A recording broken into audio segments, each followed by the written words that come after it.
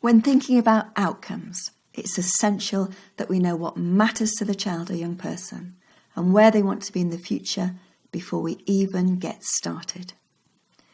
Traditionally, we've tended to develop outcomes for a child or young person based just on assessed need. For example, Sarah's statement mainly dealt with her difficulties in hearing and her behaviour in class, not taking into account her wish to make more friends or to be part of a team for sport. The key element that we need to change is the quality of the conversations that we have as we start to ask different questions that lead to outcomes that are truly centred around what's important to a child or a young person and their aspirations for the future. Using person-centred reviews and person-centred thinking tools is a simple and practical approach to help us have these conversations. Meet Mandy. Mandy's in Year 11 and is thinking about what she wants to do post-16. She volunteers at a local dogs home, has dogs at home herself, and is passionate about working with animals.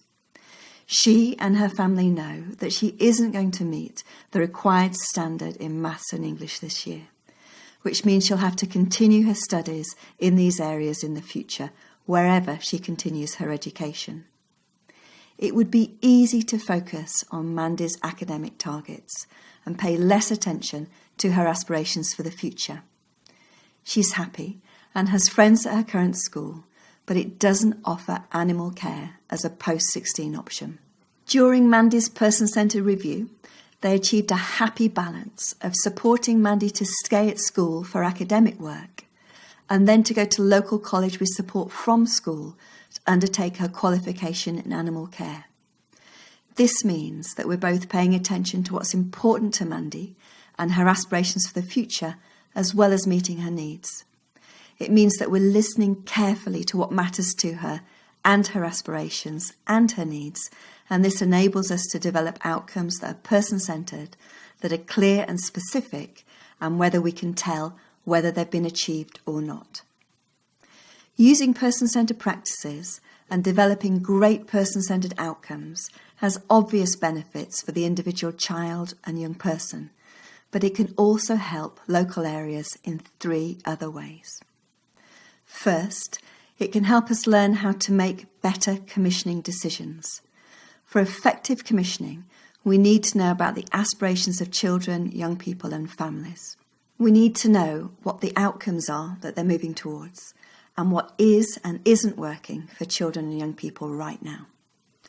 We can use person-centred reviews to gather this information as they gather information about what's working and what's not working from different perspectives. The Working Together for Change process enables us to collate this information in a co-produced and very real way in order to inform local commissioning strategies.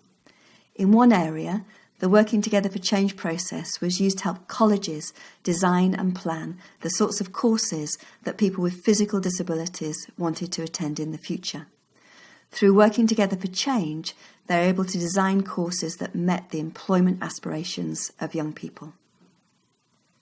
Secondly, we need to know that the local workforce has the skills and knowledge required to support children and young people to achieve their outcomes. By using benchmarking tools, such as developing a person-centred organisation, we can identify the priorities for local development. And thirdly, we know that the quality provision in schools and colleges relies on all staff feeling confident and competent in supporting children and young people with ALN as well. By using a range of person-centred practices at each stage of a pupil's journey through education, we not only support individuals well, but we also ensure that we embed a person-centred culture, a culture of personalisation for all members of the school and college community. Lark Hill Nursery School uses person-centred practices with all of the children and staff and has seen real benefits from this approach.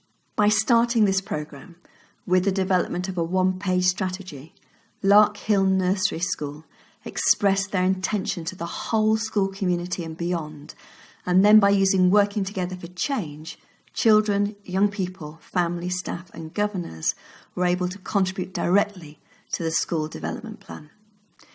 Finally, we know that one of the challenges facing local areas is being able to implement the ALN reforms at scale.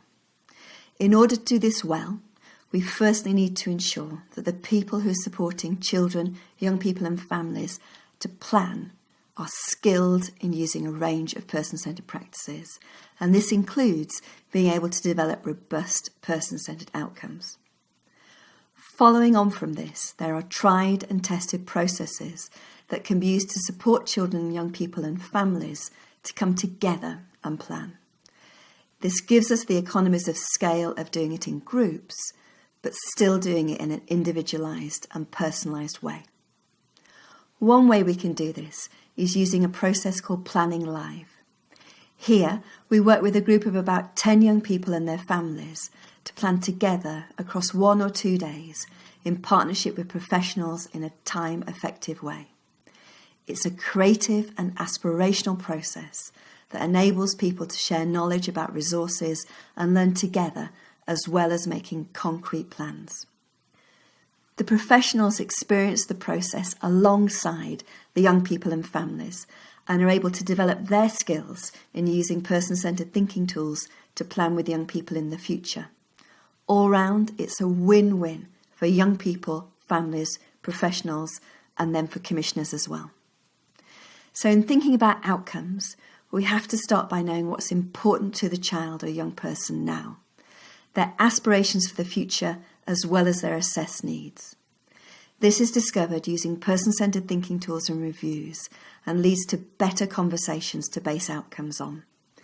Outcomes need to be person-centred, clear and specific, and good outcomes leads to good commissioning, being able to know the kind of skilled workforce you need for the future, a way of thinking about the quality of provision that needs to be in place, and how you can do this at scale.